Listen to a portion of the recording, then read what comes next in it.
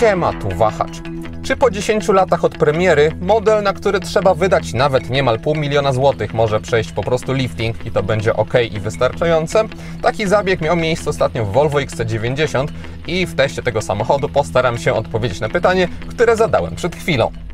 Volvo XC90 drugiej generacji pojawiło się na rynku dokładnie w 2014 roku i długowieczność prezentowanego auta nie jest jakimś ewenementem, jeśli chodzi o historię tego modelu, biorąc pod uwagę, że pierwsza generacja była produkowana w latach 2002-2016, zatem doczekała się jeszcze większego rynkowego stażu. W aktualnym XC90 sytuacja wygląda trochę inaczej, bo o ile 10 lat temu nikt nie rozważał nawet eliminacji spalinowego następcy, tak obecnie projektowanie zupełnie nowego tworu tylko spalinowego jest mocno ryzykowne, więc ja ten lifting traktuję trochę jako odpowiedź na sytuację, gdzie elektryczna przyszłość nie do końca spina się z aktualnymi preferencjami zakupowymi klientów.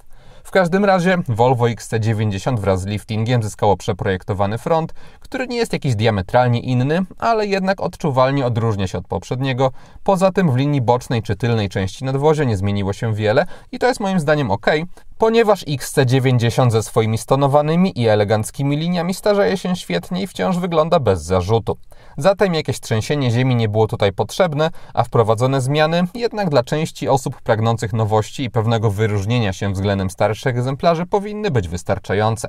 No i dla mnie nowe XC90 wygląda po prostu ładniej niż stare. W testowanej najbogatszej wersji Ultra w standardzie oferowane są widoczne 21-calowe felgi, a nowo wprowadzony lakier z egzemplarza testowego kosztuje 4799 zł. We wnętrzu najbardziej uwagę zwraca nowy ekran środkowy, który ma 11,2 cala i odstaje on teraz lekko od deski rozdzielczej, ale dyskretnie. Poza tym jednak zmian jest też trochę, są bardziej eleganckie nawiewy, linie są bardziej poziome i tutaj znowu mogę powiedzieć, że przed liftingiem było już bardzo dobrze, a teraz jest jeszcze lepiej. Jakościowo XC90 też wciąż może spełniać najwyższe wymagania. W testowanym egzemplarzu wrażenia były podbijane za sprawą kosztującego 10 199 zł pakietu ze skórą nappa na fotelach, który wprowadza też drewniane wykończenie na desce rozdzielczej, jest trochę wstawek z tkaniny i tworzy to naprawdę estetyczny efekt końcowy o może trochę bardziej tradycyjnym charakterze, co pasuje moim zdaniem do takiego krążownika Volvo. Też przywiązanie do detali stoi na wysokim poziomie, drobniejsze elementy zostały wykonane precyzyjnie i wyglądają tak, jak można się spodziewać. Miękkie materiały obecne są także w niższych partiach, np. drzwi. Po odświeżeniu tylko jeden obszar wizualnie wypada moim zdaniem gorzej, konkretnie ten przed liftingiem. Indukcyjna mata do ładowania była ukryta tutaj, teraz zniknęła, mamy po prostu uchwyty na kubki, a mata przeniesiona została tu, co może być pozytywem pod kątem ergonomicznym, ale ze względu na to jej otoczenie, takie zwykłe plastikowe, wypada gorzej niż po prostu obszyta skórą wstawka, która była tutaj wcześniej.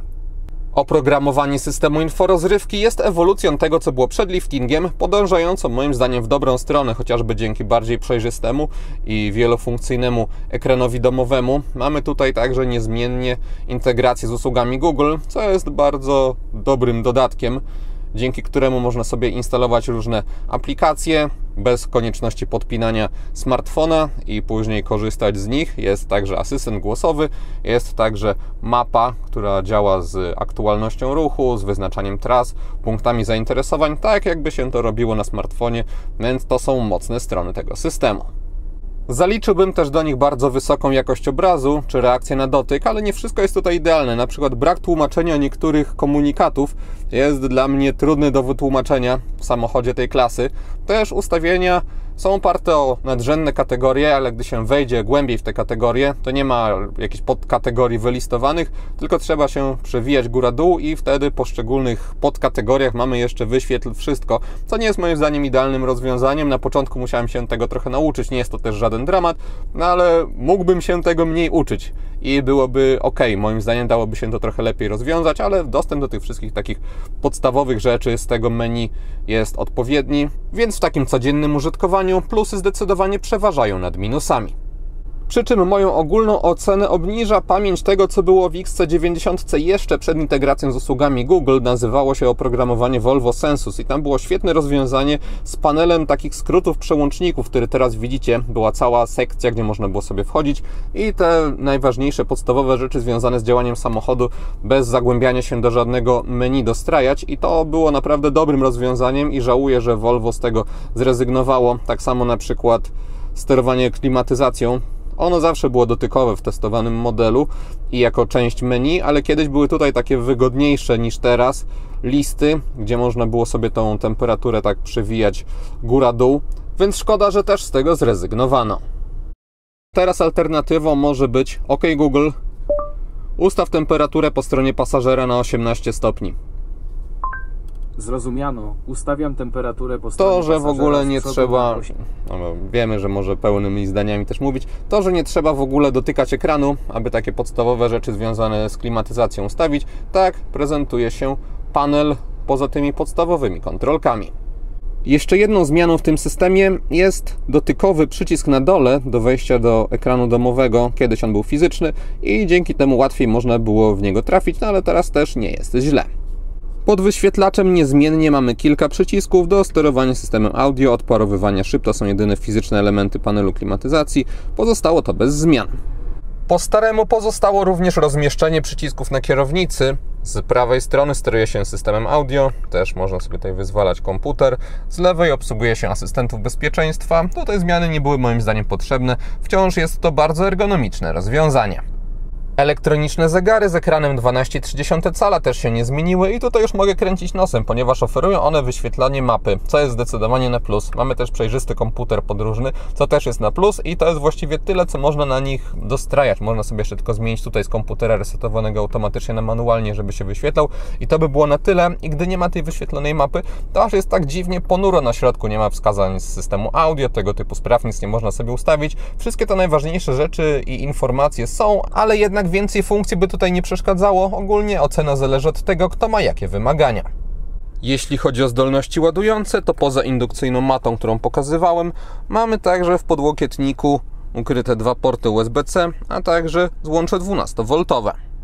Z tyłu mamy kolejne dwa USB-C, które są zamaskowane w dosyć niefortunny sposób moim zdaniem, ponieważ ta sprężynka jest całkiem sprężynująca. Jeśli ktoś ma na przykład kabel z lekko nadwyrężoną końcówką, to napór tego okrągłego elementu cały czas na ten kabel może nie być dla niego zdrowy. Przy moich kablach nic się nie stało, więc tylko tak sobie dywaguję, no ale można by to moim zdaniem jakoś bardziej neutralnie zaprojektować. W sąsiedztwie, w testowanym egzemplarzu mamy także możliwość odpalania podgrzewania foteli tylnych, a także sterowania czterostrefową klimatyzacją.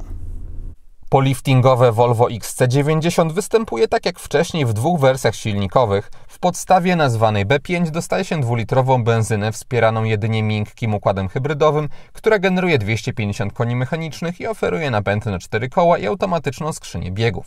Drugą jednostką jest T8, czyli występująca w egzemplarzu testowym hybryda plug-in, gdzie dostaje się też benzynę 2.0, ale całość rozwija już konkretne 455 koni mechanicznych i ma akumulatory o pojemności 18,8 kWh.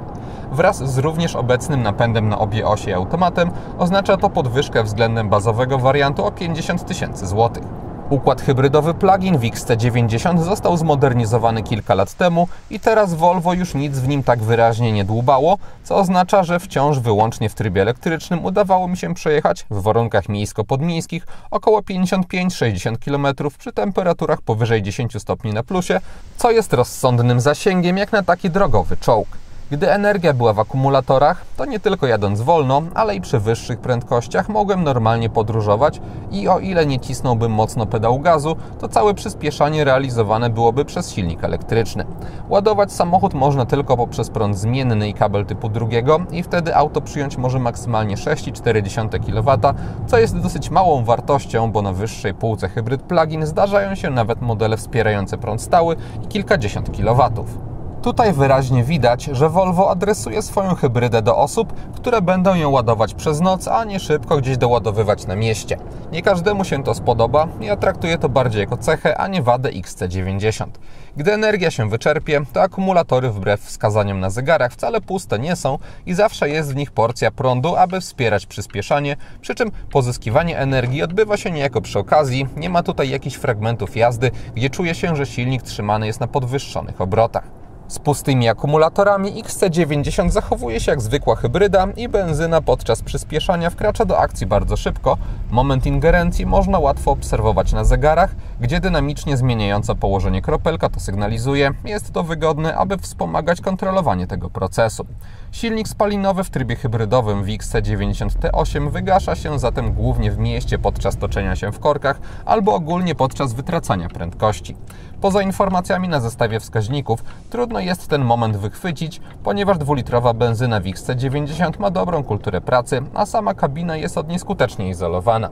Silnik jest niestety tylko czterocylindrowy, co patrząc na półkę cenową może rozczarowywać, że Volvo nie wrzuciło nigdy do tej generacji XC90 czegoś większego, ale jeśli chodzi o czystą dynamikę, no to trudno jest narzekać. Tak auto przyspiesza od 0 do setki.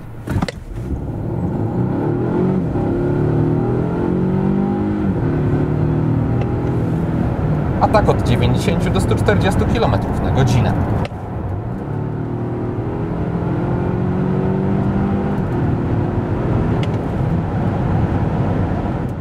Osiągi są tutaj zatem naprawdę imponujące i dają nie tylko dużą pewność podczas jazdy, ale również trochę frajdy, bo miło użytkuje się tak duże auto, które przyspiesza tak lekko. Robi to ono też płynnie, ponieważ 8-biegowy automat Geartronic pracuje szybko i bez szarpnięć zmienia biegi, a układ elektryczny zapewnia wstępne reakcje na wciskanie gazu, które później wspierane są przez wkręcającą się na obroty benzynę. Jednocześnie ogólny charakter samochodu nie powodował, że odczuwałem jakąś potrzebę ostrej jazdy XC90 i jego ponadprzeciętne osiągi traktowałem bardziej jako coś do wykorzystania tylko wtedy, kiedy trzeba, a nie do szaleństw. Gdy akumulatory samochodu były puste, to pod kątem spalania w testowanym Volvo w Warszawie uzyskiwałem wyniki w okolicach 10 litrów na 100 km. Na zwykłych drogach poza miastem było to okolice 9 litrów, na drogach ekspresowych znowu 10 litrów, a przy prędkościach autostradowych 11,5 litra. Dla porównania przedliftingowa wersja B5, którą jeździłem kilka miesięcy temu, uzyskiwała wyniki dla podanych wcześniej okoliczności bardzo podobne, może o pół litr większe, zatem bez zewnętrznego ładowania. Układ hybrydowy w niewielkim stopniu wpływa na spalanie i rozmiary wraz z masą samochodu robią jednak swoje. Biorąc to wszystko pod uwagę, gdybym nie miał swojego gniazdka w garażu albo po prostu fury pieniędzy, przy której wydanie 50 000 złotych ekstra nie miałoby dla mnie żadnego znaczenia, to w tym modelu wystarczyłoby dla mnie zwykłe B5. Gdybym nie miał limitu finansowego, to skonfigurowałbym Volvo XC90 pewnie w stylu prezentowanego egzemplarza, do którego dołożone zostały praktycznie wszystkie możliwe opcje dodatkowe. Pomimo auta z segmentu premium nie oznacza to wcale jakiejś niesamowitej ilości pieniędzy wydanych poza normalną ceną wersji Ultra, ponieważ w topowej odmianie większość elementów takich jak panoramiczny dach, wyświetlacz head-up czy czterostryfowa klimatyzacja oferowane są już w standardzie. Podbicie wyposażenia do poziomu zaznacz wszystko oznacza zwiększenie ceny samochodu około 45 000 zł i za tę kwotę dochodzi z najdroższych rzeczy zawieszenie pneumatyczne, masaż foteli czy też rewelacyjnie grające audio Bowers & Wilkins. Wtedy z kwoty 440 000 zł za T8 Ultra robi się wspominany na wstępie niemal $500 000 i 484 000 zł, ale trzeba przyznać, że takim autem podróżuje się naprawdę świetnie. Przy czym nawet nie doposażając XC90 tak maksymalnie dostaje się dobry poziom, bo w podstawowym Core mamy już chociażby matrycowe światła LED, elektrykę fotela kierowcy i sporo innych rzeczy, dzięki którym oczywiście nie wśród takiego przepychu jak w aucie testowym, ale można podróżować z odpowiednim poziomem wygody i bez świadomości, że wydało się mimo wszystko dużo pieniędzy, a czegoś na pokładzie wyraźnie brakuje, no i zawsze bez względu na wersję można trochę opcji pojedynczych dodać. Zdroworozsądkowo najlepsza jest moim zdaniem środkowa odmiana Plus, droższa o 20 000 zł. Tam dostaje się ten rozsądny poziom, o którym mówiłem, plus właśnie trochę bardziej podbijających po prostu przyjemność z użytkowania elementów, jak lepsze audio Harman Kardon czy filtr powietrza, albo efektowną gałkę zmiany biegów przygotowaną przez firmę Oreforce.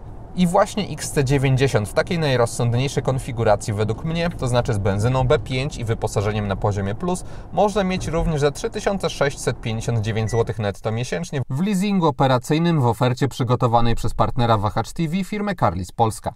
Taka rata możliwa jest przy 20% wpłacie własnej, 4-letnim okresie leasingu i wykupie końcowym 30%.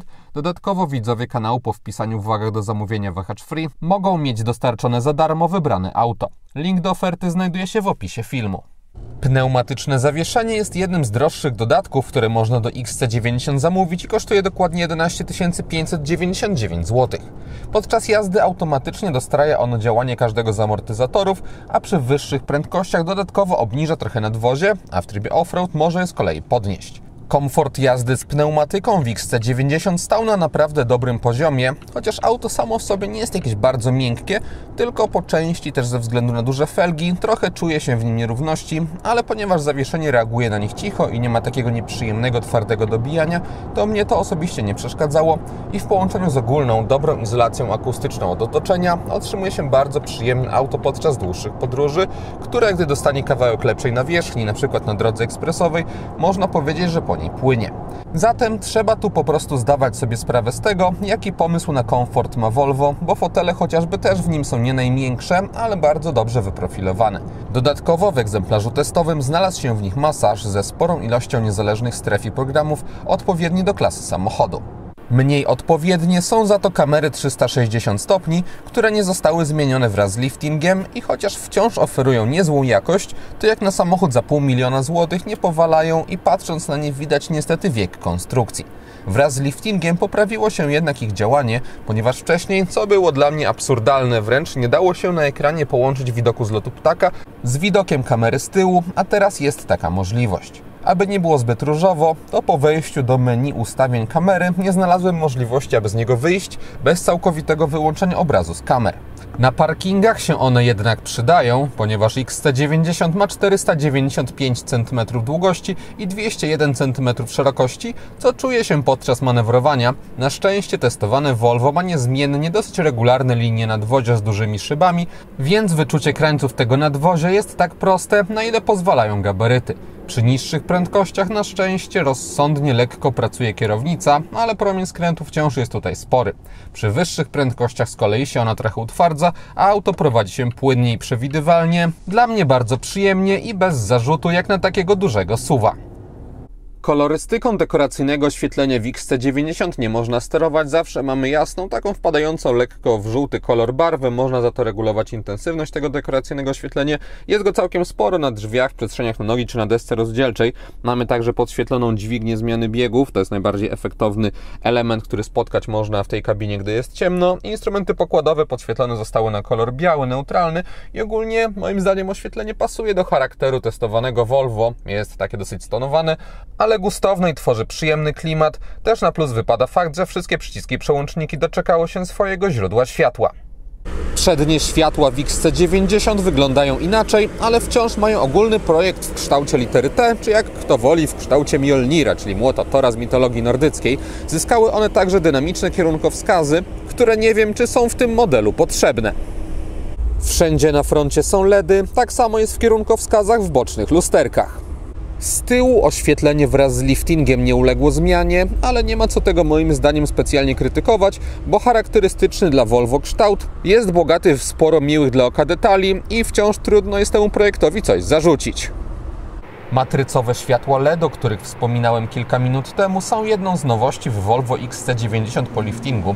Wcześniej mieliśmy również adaptacyjny tryb wygaszający tylko fragment wiązki, aby nie oślepiać innych kierowców, ale opierał się on o skręcające dwie duże boczne strefy, a teraz zyskaliśmy bardziej typowe dla współczesnych samochodów rozwiązanie, gdzie występuje więcej, ale drobniejszych i wygaszających się niezależnie obszarów. To, co było przed liftingiem, działało wciąż ok i sprawdzało się, ale trzeba jednak mówić aktualnie o poprawie w tym obszarze, ponieważ obecnie światła działają precyzyjniej i są lepiej dostosowane do różnych sytuacji drogowych. Komputer trafnie wykrywał inne samochody i odpowiednio szybko tworzył świetlny tunel. Też precyzja była odpowiednia, więc nowe LED Matrix w XC90 są bardzo udane, chociaż też warto powiedzieć, że nie jest to jakaś wyróżniająca Volvo technologia i u konkurencji premium spotkać można jeszcze precyzyjniej świecące lampy. Na tylnej kanapie, po ustawieniu przedniego fotela pod siebie, na nogi mam taki, okazały zapas wolnej przestrzeni. Panoramiczny dach nie wpływa na ilość miejsca nad głową, znaczy trochę wpływa, ale nie tak, żeby mi to przeszkadzało, ponieważ w naturalnym ułożeniu moja głowa ląduje tutaj na jego skraju i tak mam jeszcze, nawet bardziej się prostując, taki margines od podsufitki. Tunel środkowy jest w testowanym modelu w umiarkowanym stopniu wystający. Tylna kanapa wyposażona została w rozkładany podłokietnik. Mamy także możliwość, niezależnie dla każdego miejsca, regulowania kąta pochylenia oparcia, a także przesuwania przód-tył. Ja ilość miejsca na nogi pokazałem, gdy fotel był maksymalnie przesunięty do tyłu. Bagażnik samochodu przy rozłożonych miejscach dla 5 osób ma pojemność 650 litrów. Dostajemy tutaj bardzo duży otwór załadunkowy, regularne kształty, a także niski próg ze względu na pneumatyczne zawieszenie, które zauważalnie obniżyć może tył samochodu. Wysokością można sterować tymi przyciskami. Tutaj też można sobie hak holowniczy wyciągnąć. Na bocznych ściankach mamy haczyki na jakieś torby. Jest także złącze 12V. Z prawej strony niewielka kieszeń w nadkolu. Pasażerowie trzeciego rzędu siedzeń mają swoje uchwyty na kubki, a także dodatkowe takie małe skrytki. Gdyby ktoś przewoził coś i nie chciał, aby ten przedmiot latał po całym bagażniku, to można sobie postawić taką groć, a pod podłogą w testowanej wersji mamy płytki schowek. Przy rozłożonym trzecim rzędzie siedzeń bagażnik robi się zauważalnie mniejszy, ale wciąż nie można o nim powiedzieć, że jest wyłącznie symboliczny, ma 310 litrów. Użyteczność miejsc 6-7 zależy od konfiguracji drugiego rzędu siedzeń. Przy maksymalnie przesuniętym do tyłu miałbym duże problemy z tym, co zrobić z nogami, ale przy przesuniętym bardziej do przodu nie byłoby nawet tak źle, chociaż wciąż nie powiem, żeby miał jakąś królewską ilość miejsca, no ale mógłbym siedzieć. Tak samo jeśli chodzi o ilość miejsca nad głową, znaczy nie musiałbym się jakoś mocno garbić, lekko co najwyżej stykałbym się z podsufitką. Wciąż postrzegam te miejsca jako przeznaczone dla trochę niższych pasażerów, no ale nie byłoby dramatu. Podsumowując, XC90 pokazuje, że lifting 10-letniego auta może okazać się wystarczający, aby wciąż było ono godne zainteresowania, ale tylko wtedy, gdy opiera się ono solidnym fundamencie, a jakby nie patrzeć, aktualna generacja XC90 takim właśnie jest, bo to auto wciąż bardzo dobrze jeździ i jest odpowiednio luksusowo wykonane i też odpowiednio nowoczesne technologicznie i właściwie tylko zestawowi kamer przydałoby się solidniejsze odświeżenie, bo zostają w tyle za współczesnymi standardami. Wiek jest też paradoksalnie plusem XC90, bo co prawda nie miałem okazji jeszcze jeździć elektrycznym EX90, ale po pobieżnej obserwacji zdjęć, projekt kabiny czy ulokowanie dźwigni zmiany biegów w tradycyjnym miejscu, a nie w formie manetki przy kierownicy, podoba mi się bardziej w spalinowcu, ale tutaj tylko tak sobie gdybam, bez jakiegoś dużego podłoża praktycznego. Kilka dni z XC90 jednak zdecydowanie pokazało mi, że ten model wciąż daje radę i niech będzie z nami jak najdłużej. I to wszystko, co przygotowałem o odświeżonym XC90. Dziękuję za uwagę i mam nadzieję, że jego test się podobał. Jeśli tak było, zachęcam do dania temu filmowi łapki w górę. Będzie mi z tego powodu bardzo miło. Zainteresowanym przypominam o Carley's polskiej ofercie, a jeśli ktoś nie ma, to zapraszam również do subskrypcji kanału, ponieważ kolejne materiały na Wahacz TV pojawią się już wkrótce. Na razie!